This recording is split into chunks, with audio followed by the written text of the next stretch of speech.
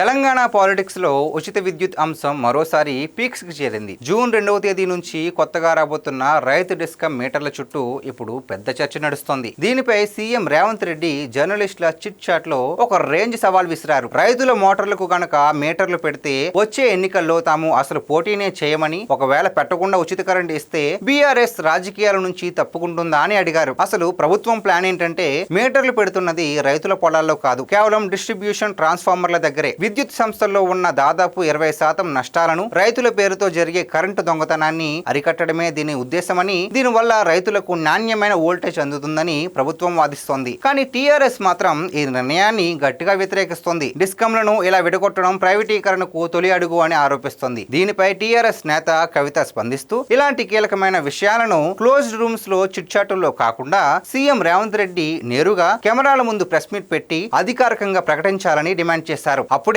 ఆ మాటకు చట్టబద్ధత, జవాబుదారీతనం ఉంటాయని స్పష్టం చేశారు. ఒకవైపు వ్యవస్థలో లొసుగులను అడ్డుకోవాలని ప్రభుత్వం చూస్తుంటే, రైతుల మనసులో ఉన్న మీటర్ల భయాన్ని తొలగించాల్సిన బాధ్యత పూర్తిగా ముఖ్యమంత్రిపైనే ఉందని విపక్షాలు అంటున్నాయి. మరి తెలంగాణలో మళ్లీ వేడెక్కిన ఈ కరెంట్ పాలిటిక్స్ పై మీ అభిప్రాయం ఏంటో కామెంట్ చేయండి.